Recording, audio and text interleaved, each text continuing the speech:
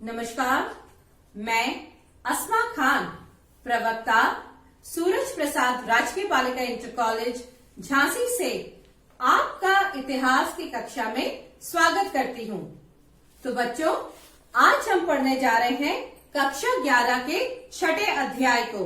छठा अध्याय 3 वर्ग। आज पढ़ेंगे बच्चों हम इसका दूसरा भाग। तो दूसरे भाग हम जो पढ़ रहे हैं, इससे पहले हम थोड़ा सा क्विक रिवीजन कर लें। प्रथम भाग की हमने क्या पढ़ा था? हमने सामंतवाद को समझने का प्रयास किया था। साथ ही फ्रांसीसी समाज में स्थित 3 वर्ग, पादरी वर्ग, अभिजात वर्ग और कृषक वर्ग, इन सभी के बारे में हमने पढ़ा व समझा और किस तरह मेनर और नाइट अपना कार्य करते थे और लॉर्ड के अधीन रहते थे। इन तीनों वर्गों में महत्वपूर्ण वर्ग पादरी वर्ग था, जिसे हमने विस्तार में पढ़ा और साथ ही भिक्षु, चर्च और समाज की स्थिति के बारे में भी हमने जाना व समझा। तो बच्चों, अब इस भाग में हम क्या पढ़ेंगे, उसके उद्देश्य को हम जान लेते हैं एक बार। हम इसमें इंग्लैंड में हुए सामंतवादी विकास के बारे में जानेंगे, सामाजिक और आर्थिक संबंधों को प्रभावित करने वाले कारकों को समझने का प्रयास करेंगे, जैसे पर्यावरण, भूमि का उपयोग, नई कृषि एवं प्रौद्योगिकी इत्यादि।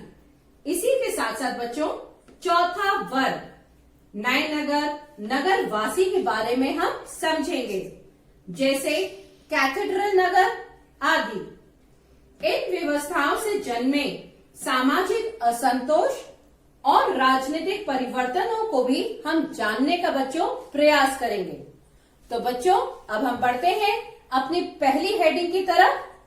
हमारा पहली स्लाइड है सामंतवादी विकास। सामंतवाद का विकास इंग्लैंड में 11वीं सदी में हुआ। 6ठी सदी में मध्य यूरोप में एंजल और सैक्सन इंग्लैंड में आकर बस गए थे बच्चों। इंग्लैंड देश का नाम एंजल लैंड का, नोट करिएगा, एंजल लैंड का रूपांतर है। इस समय फ्रांस और इंग्लैंड में सीमाओं और व्यापार को लेकर युद्ध होते रहते थे। बच्चों, विलियम प्रथम ने भूमि नपवाई, उसके नक्शे बनवाए और उसे अपने साथ आए 180 नॉर्मन अभिजातों में बांट दिया। यही लॉर्ड राजा के प्रमुख काश्तकार बन गए थे, जिनसे वह सैन्य सहायता की उम्मीद करता था। वे राजा को कुछ नाइट देने के लिए बाध्य थे। शीघ्र ही वे नाइटों को कुछ भूमि उपहार में देने लगे, जिनसे वे उसी प्रकार सेवा की आशा रखते थे। किंतु वे नाइटों का अपने निजी युद्धों के लिए उपयोग नहीं कर सकते थे, क्योंकि उस पर इंग्लैंड में प्रतिबंध था। इसी के बाद व्यवस्थाओं को प्रभावित करने वाले कारक, ये भी हम बच्चों जाने। अब बच्चों, यद्यपि प्रथम दोनों वर्गों के सदस्यों ने सामाजिक व्यवस्था को स्थिर और अपरिवर्तनीय पाया, इसको हम सामाजिक व आर्थिक संबंधों के रूप में समझ सकते हैं। अब समाज के दोनों वर्गों के सदस्यों ने सामाजिक व्यवस्था को स्थिर रखना चाहा, परंतु कुछ ऐसी प्रतिक्रियाएं थीं जो व्यवस्था को बदल रही थीं, जैसे कौन सी? पर्यावरण में परिवर्तन, भूमि के उपयोग में बदलाव और कृषि प्रौद्योगिकी में भी परिवर्तन आदि। अब बच्चों, लॉर्ड और सामंत के सामाजिक और आर्थिक संबंध इन परिवर्तनों से बने थे और उन्हें प्रभावित भी कर रहे थे। हम इन प्रतिक्रियाओं को बारी बारी से पढ़ेंगे बच्चों। इसी के बाद सबसे पहले हम देखें पर्यावरण के बारे में। तो बच्चों, 5वीं से 10वीं सदी तक यूरोप का अधिकतम भाग घने जंगलों से घिरा था और साथ ही कृषि हेतु पर्याप्त भूमि थी। अब इसके साथ स्थिति से असंतुष्ट कृषक अत्याचार से बचने के लिए वहां से भागकर वनों में शरण ले सकते थे। यूरोप में तापमान कम व ठंड काफी लंबे समय तक पड़ रही थी बच्चों। अधिक ठंड के कारण कृषि बहुत कम समय के लिए होती थी। अब जिसके कारण क्या हुआ, पैदावार कम होने लगी। 11वीं सदी तक आते आते मौसम में परिवर्तन से और तापमान बढ़ने लगा, जिसके फलस्वरूप किसानों को खेती के लिए लंबा समय मिलने लगा। तो बच्चों, मिट्टी पर पाले का जो असर कम होने के कारण क्या हुआ, आसानी से खेती की जा सकी थी, जिसके फलस्वरूप कृषि भूमि का विस्तार हुआ। तो बच्चों, अभी हमने पढ़ा पर्यावरण के बारे में। अब हम देखते हैं भूमि का उपयोग। कृषक को मिलने वाली सहायता पुरातन व्यवस्था पर आधारित थी। अब शुरुआत में कृषि पुराने तरीके से की जाती थी, यानी कृषि के लिए बैलों की जोड़ी से चलने वाला लकड़ी का हल था, जो कि केवल पृथ्वी की सतह को खुरच सकता था, जिससे भूमि की प्राकृतिक उर्वरता बाहर नहीं आ पाती थी और किसानों को अत्यधिक मेहनत भी करनी पड़ती थी। अब इसी के साथ भूमि को हर 4 वर्ष में एक बार हाथ से खोदा जाता था। अब ऐसा करने के लिए अत्यधिक मानव श्रम की आवश्यकता पड़ती थी। भूमि को 2 भागों में बांट दिया जाता था। एक भाग में गेहूं बोया जाता था, जबकि दूसरे भाग को खाली रखा जाता था बच्चों। अगले ही वर्ष इसके विपरीत, यानी कि खाली भूमि पर राई बोई जाती थी, जबकि दूसरा भाग खाली रखा जाता था। अब इस व्यवस्था के कारण मिट्टी की उर्वरता धीरे धीरे कम होने लगी और प्रायः अकाल पड़ने लगे।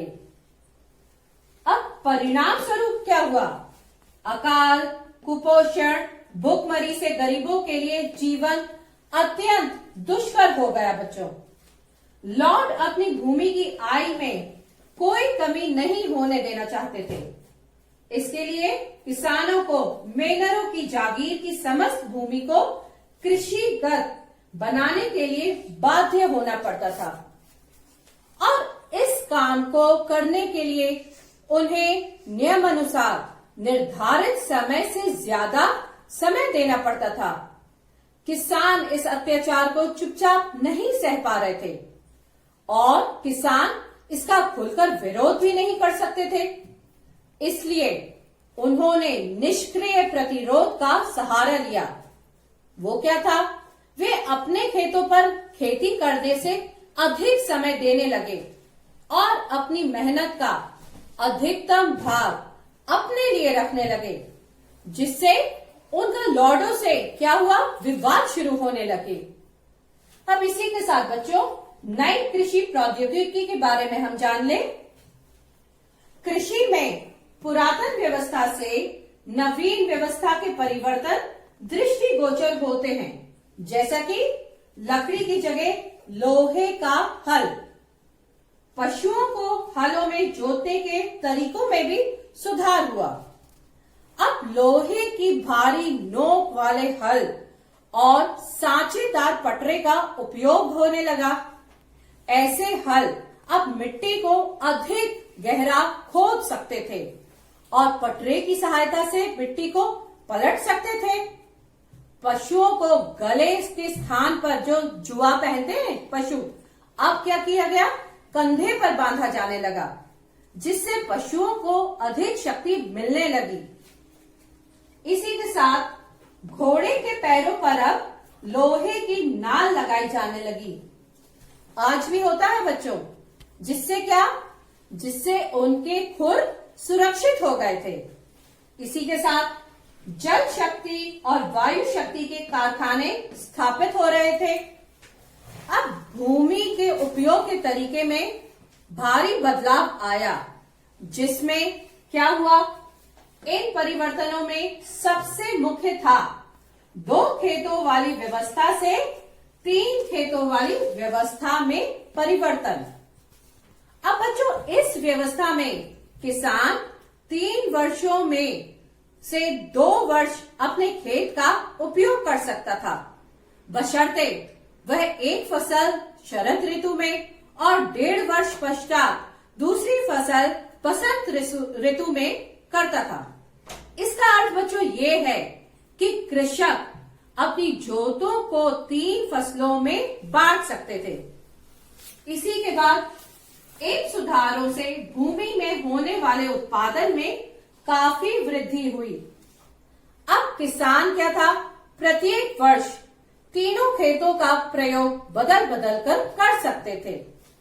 साथ ही नई कृषि प्रौद्योगिकी से किसान कम भूमि पर अधिक भोजन उगाने लगे एवं कृषि के बेहतर अवसर उन्हें मिलने लगे।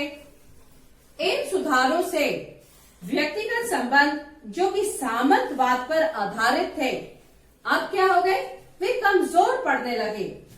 क्यों? क्योंकि आर्थिक लेन देन अधिक से अधिक मुद्रा पर आधारित हो गया था।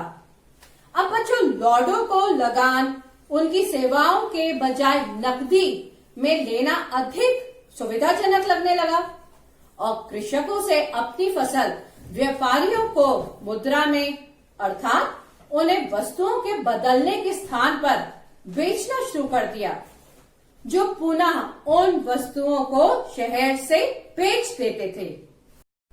तो बच्चों, अभी हमने पढ़ा पर्यावरण के बारे में, भूमि उपयोग के बारे में, नई कृषि प्रौद्योगिकी के बारे में।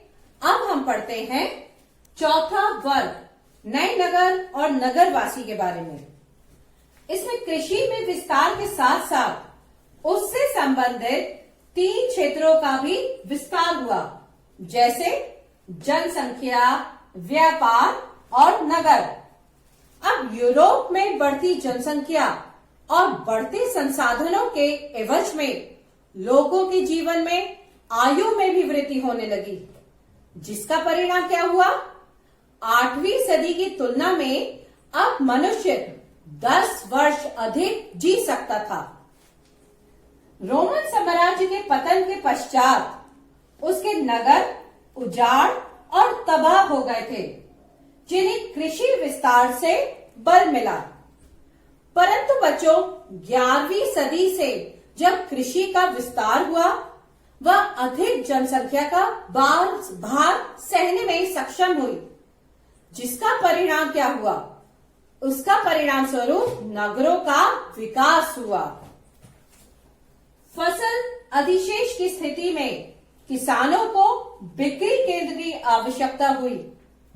अब जिन किसानों के पास अपनी आवश्यकता से अधिक खाद्यान्न होता था, अर्थात अधिशेष क्या, सरप्लस की स्थिति, ऐसे में उन्हें ऐसे स्थान की आवश्यकता महसूस हुई जहां वे अपनी एक बिक्री केंद्र स्थापित कर सकते थे।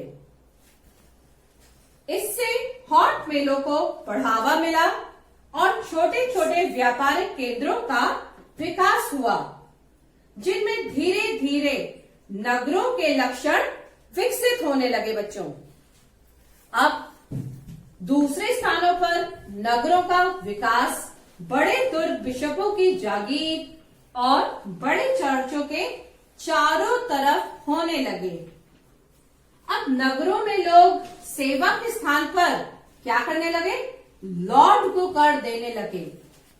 साथ ही एक प्रसिद्ध कहावत, ये जरूर नोट करिए बच्चों, नगर की हवा स्वतंत्र बनाती है।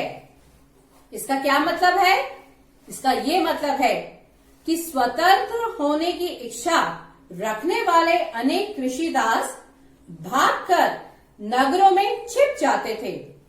अपने लॉर्ड से 1 वर्ष व 1 दिन तक छिपे रहने में सफल रहने वाला कृषिदास एक स्वाधीन नागरिक बन जाता था और नगरों में रहने वाले अधिकतर जो व्यक्ति था वो किसान या भगोड़े दास थे, जो कार्य की दृष्टि से अकुशल सैनिक होते थे। बड़े नगरों की जनसंख्या लगभग 30,000 होती थी। ये कहा जा सकता है कि उन्होंने समाज में एक चौथा वर्ग बना लिया था। समझे बच्चों आप इसे? चौथा वर्ग, नए नगर और नगरवासी। अब इसमें बच्चों आर्थिक संस्था का जो आधार श्रेणी था, प्रत्येक शिल्प या उद्योग एक श्रेणी के रूप में संगठित थे। श्रेणी एक ऐसी संस्था थी जो उत्पाद की गुणवत्ता, उसके मूल्य और बिक्री पर नियंत्रण रखती थी। अब श्रेणी सभागार प्रत्येक नगर का आवश्यक अंग था। यह अनुष्ठानिक समारोह के लिए था, जहां श्रेणियों के प्रधान औपचारिक रूप से मिला करते थे। अब 11वीं सदी तक आते आते पश्चिम एशिया के साथ नवीन व्यापारिक मार्ग विकसित हो रहे थे। अब बच्चों 12वीं सदी तक फ्रांस में वाणिज्य और शिल्प विकसित होने लगा था। पहले दस्तकारों को एक मेनर से दूसरे मेनर में जाना पड़ता था, पर अब उन्हें एक स्थान पर बसना अधिक आसान लगा, जहां वस्तुओं का उत्पादन किया जा सकता था और फिर अपनी जीविका के लिए उनका व्यापार हो सके। इसी के साथ बच्चों हम पढ़ेंगे अपनी अगली स्लाइड, वो है कैथेड्रल नगर। चर्च को दान देना व्यापारियों के लिए धन खर्च करने का एक तरीका था। 12वीं सदी से फ्रांस में कैथेड्रल कहलाने वाले बड़े बड़े चर्चों का निर्माण होने लगा।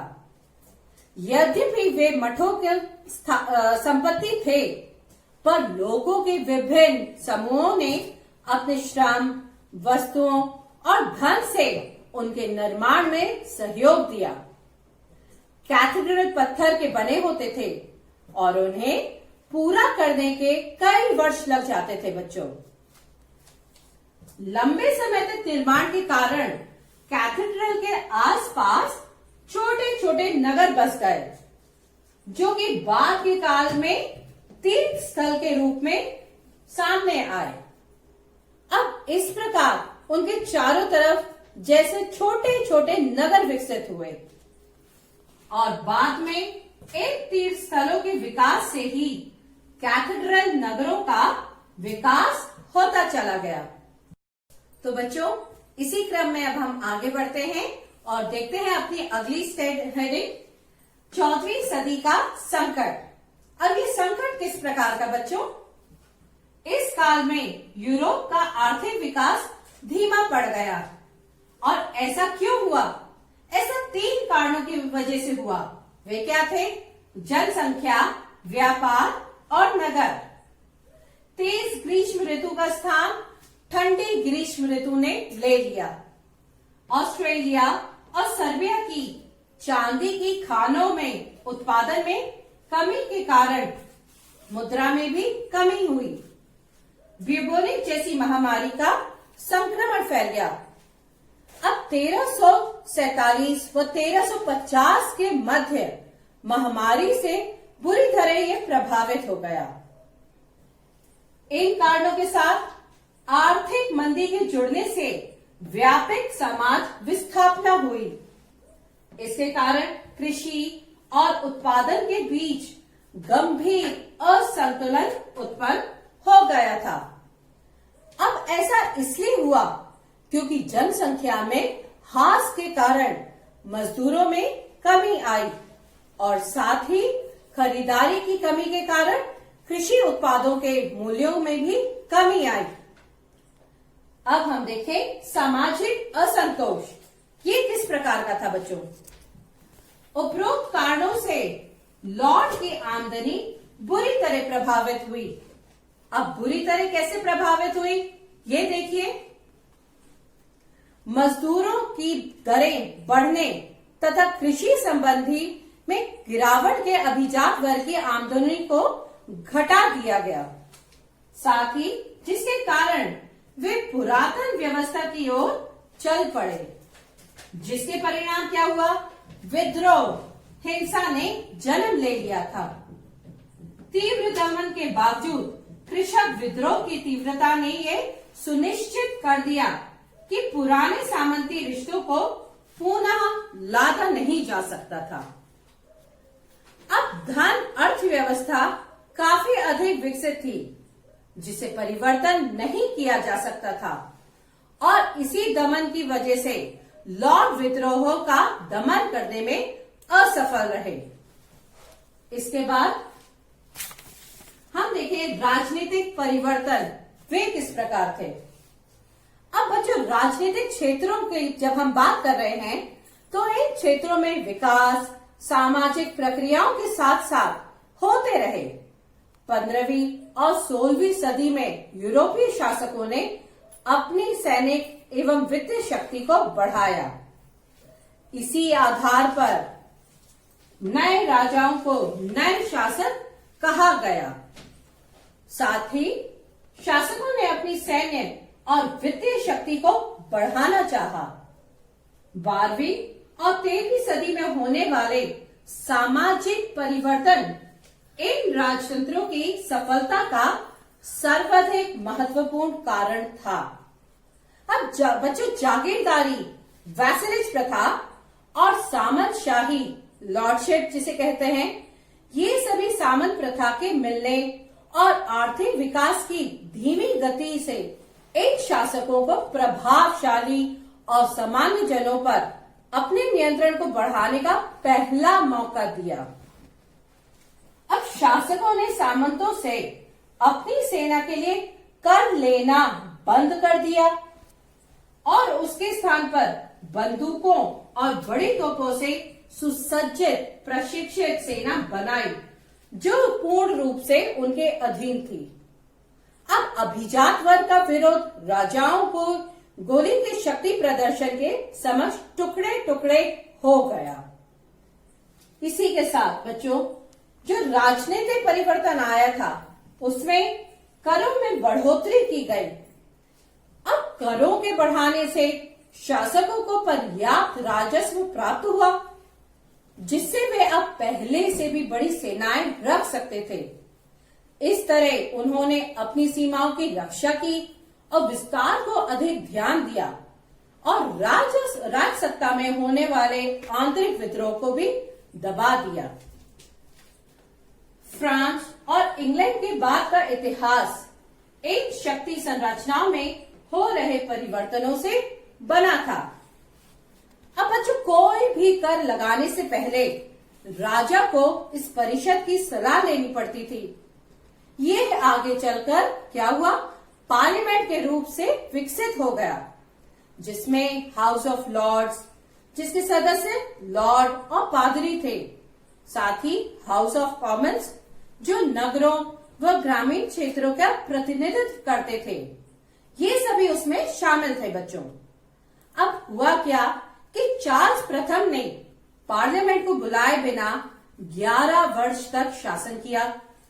एक बार जब धन की आवश्यकता पड़ी तो वह पार्लियामेंट को बुलाने के लिए बाध्य हुआ, जिसमें पार्लियामेंट केंद्र का एक भाग इसने विरोध किया और राजा को प्राण दंड देकर गणतंत्र की स्थापना की। परंतु ये व्यवस्था अधिक दिनों तक नहीं चल पाई और पुनः क्या हुआ? राजतंत्र की स्थापना हुई।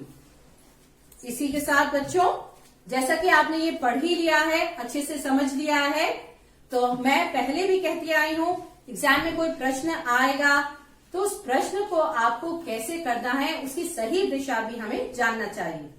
इसके लिए मैं एक एग्जाम्पल बच्चों लेके आई हूं आपके लिए, वो देखते हैं हम।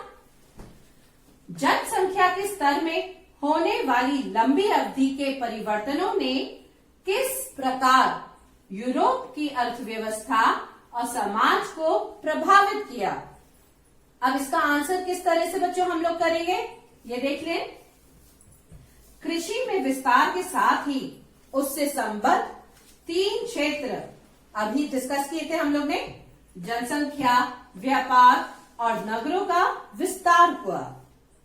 बेहतर आहार के कारण लोगों की जीवन की अवधि बढ़ गई। 13वीं सदी तक एक औसत यूरोपीय 10 वर्ष से अधिक जी सकते थे। 11वीं शताब्दी में जब कृषि का विस्तार हुआ, वह अधिक जनसंख्या का भार सहने में सक्षम हुई और नगरों की तादाद में पुनः बढ़ोतरी होने लगी। 13वीं सदी के अंत तक पिछले 300 वर्षों में उत्तरी यूरोप में तेज ग्रीष्म ऋतु का स्थान किसने ले लिया? ठंडी ग्रीष्म ऋतु ने ले लिया।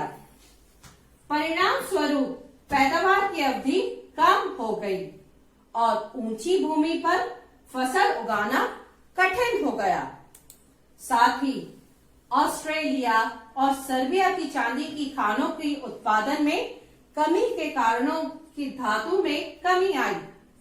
इससे क्या हुआ? इससे व्यापार प्रभावित हुआ और इसके अतिरिक्त 1347 से 1350 के मध्य लोग प्लेग जैसी महामारी से बुरी तरह प्रभावित हुए। इस प्रकार जनसंख्या में परिवर्तन के फलस्वरूप यूरोप की अर्थव्यवस्था समकालीन समाज में प्रभाव आया, ये प्रभावित हुई। ये है आपका आंसर का फॉर्मेट जो आप लोग देखेंगे बच्चों। इसी के साथ अब हम आगे बढ़ते हैं और देखें कि इस अध्याय के दोनों भाग का क्या निष्कर्ष निकलता है।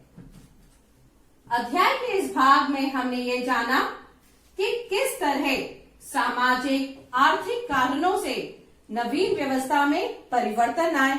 अभी हमने देखा कैसे कैसे परिवर्तन हुए और जो परिवर्तन हुआ उसके एक नवीन दिशा मिली। किस तरह कृषि के विकास से सामाजिक और आर्थिक विकास हुआ और एक नए वर्ग का उदय भी हुआ। आपने पिछले अध्याय भाग में 3 वर्गों के बारे में पढ़ ही लिया था और इस वाले भाग में आपने क्या पढ़ा? चौथे वर्ग का भी उदय के बारे में आपने जान लिया। साथ ही किस तरह नगरों का भी विकास हुआ। तो इसी के साथ बच्चों आपने इस भाग को भी बहुत अच्छे से पढ़ लिया है और समझ लिया है। इसी के साथ हमें कुछ होमवर्क भी करना चाहिए बच्चों। होमवर्क के लिए हमें क्या करना है? मैं आपको 2 प्रश्न दे रही हूँ। एक प्रश्न तो आपने कर ही लिया है, अभी देखा आपने कौन सा प्रश्न किया हमने। एक प्रश्न कौन सा है? जनसंख्या के स्तर में होने वाली लंबी अवधि के परिवर्तनों ने किस प्रकार यूरोप की अर्थव्यवस्था और समाज को प्रभावित किया। इस प्रश्न का आंसर अभी मैंने आपको बताया, ये आप करिएगा। और साथ ही एक प्रश्न और आपको दे रही हूं, वो भी आप करिए। मध्यकालीन फ्रांस के नगर में एक शिल्पकार के एक दिन के जीवन की कल्पना कीजिए और उसका वर्णन कीजिए। ये आप मुझे मानो आशा करती हूँ आप कर लेंगे बच्चों। मगर यही अकेला आपका होमवर्क नहीं है, पूरे दोनों भाग को आपको समझ के अपना इम्पोर्टेंट चीजें नोट करके लिखनी है बच्चों। तो बच्चों इसी के साथ हम आने वाले अध्याय 7वें में क्या पढ़ेंगे ये भी थोड़ा सा जान ले। हम पढ़ेंगे बदलती हुई संस्कृतियों के बारे में, उनकी परंपराओं के बारे में और इटली के नगर के पुनरुत्थान के बारे में। साथ ही विश्वविद्यालय और मानवतावाद के बारे में भी हम बच्चों जानने का प्रयास करेंगे। तो मैं आशा करती हूँ बच्चों आज का पढ़ाया हुआ पूरा भाग आपको अच्छे से समझ आ गया होगा। तो घर पर रहिए, सुरक्षित रहिए। धन्यवाद।